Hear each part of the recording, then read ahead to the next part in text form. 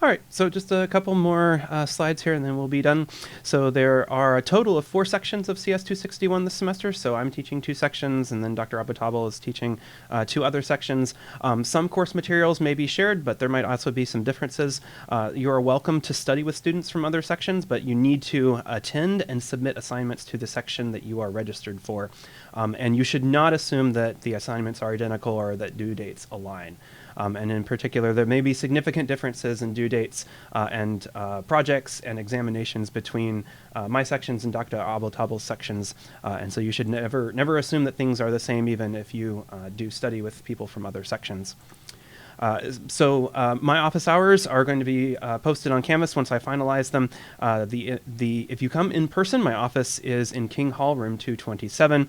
If I am unavailable when you arrive, rather than just sort of standing outside my door, you need to scan the QR code on my door to join the queue.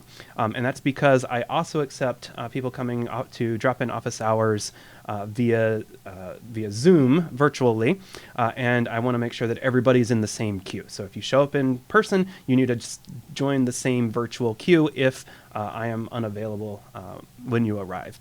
As part of that, if you come in person, I'll have you leave your cell phone number as you sign up for the queue, and when I'm ready, when you're at the front of the queue, I'll give you a quick call, and so you can go find a place to sit down where you're comfortable. You don't have to sit on the floor outside my office, and I'll let you know when I'm ready for you. If you are joining virtually, you will go to this URL, and you'll join the queue by filling out a survey and then getting into the Zoom call and being in the waiting room there. Sometimes this is preferable for coding questions. Sometimes it's easier to be able to look at to share your screen so that I can kind of draw pictures or draw circles around things and highlight particular things. But ultimately, it's up to you whether you want to come in person or virtually. If you do come virtually, be prepared to share your screen, and I would prefer that you leave your webcam on. There's a lot of communication that happens non-verbally, and I'd like for us to be able to still benefit from that, even if you're not here in person. There are TAs that have taken 261, and so they usually try to have at least one TA per office hour that has experience with 261. I don't know exactly who those will be this semester, but you are welcome to go to the TA hours to get help in 261. So for the next couple of days, these are some things that you should be doing. The first 3 of these you may have done already, and if that's the case, then that's great. There is a welcome survey that you should take on Canvas just so that I can get to know you a little bit. There's a syllabus quiz to make sure that you have read through and seen some of the more important parts of the syllabus and parts where this syllabus might be different from some other syllabi that you've seen before. And then you should read the first chapter of your textbook and take the first quiz.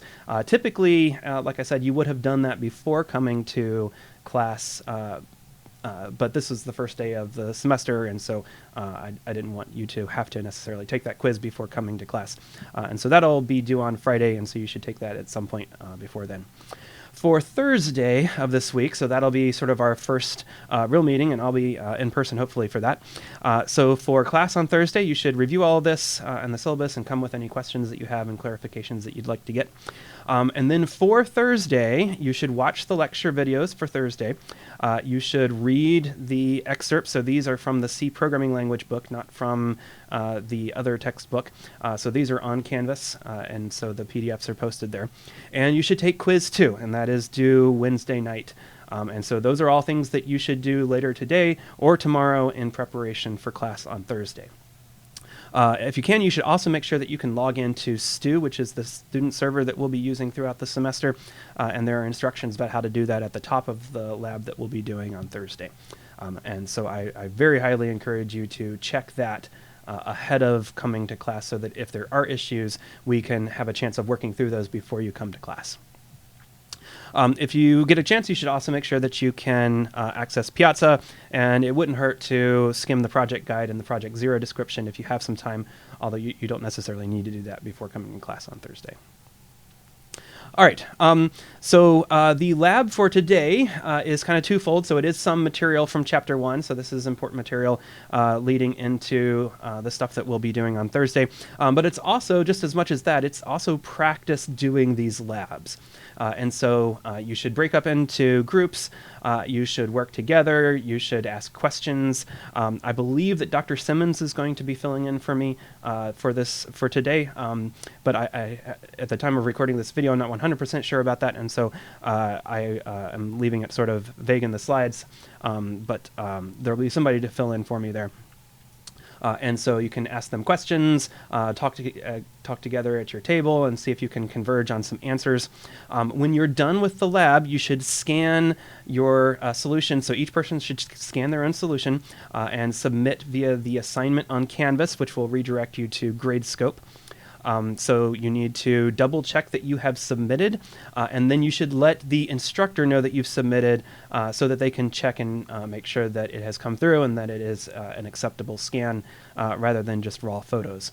Once you have verified a satisfactory submission, you're free to leave, although you're also welcome to stick around and maybe get started on some of the stuff for Thursday, some of the prep work for Thursday. But at that point, your work for today will be done, and I will see you on Thursday. Just to sort of wrap things up, just a couple of closing exhortations. Try to take care of yourself this semester. And if you can, if you have the capacity to help take care of someone else, then do that too. If you have a support network already, that's great. If not, I would encourage you to reach out and try to build a support network, try to get a study group together, maybe the people at your table, maybe some other people that you know from the section that you're in, or maybe a different section of 261. But that really helps as you work through the semester. Everyone is going to encounter something that they struggle with at some point this semester, and it's good to have some people that you know have your back through that, and that you can support when they're having issues. Try to protect your boundaries and all of that, right? And make sure that you are able to carve out time to disconnect, to rest. Sometimes when you are working on a project and you get stuck, sometimes it's best to just kind of walk away for a little while and maybe sleep on it, come back to it later. That's part of the reason why it's so important to start the projects early so that you have time to do that when you get stuck on them. And then finally, talk to someone if things start getting overwhelming. Come talk to me, talk to TAs, talk to some other advisor, some other faculty member, go to the counseling center. There are a lot of resources that are available to help you through this semester. I know it's a tough course, and it's deliberately so, but I know that you can succeed. And part of my job here is to help give you the tools and the resources that you need in order to succeed. So I look forward to seeing you all in person on Thursday, and I hope that you have a fantastic semester in 261.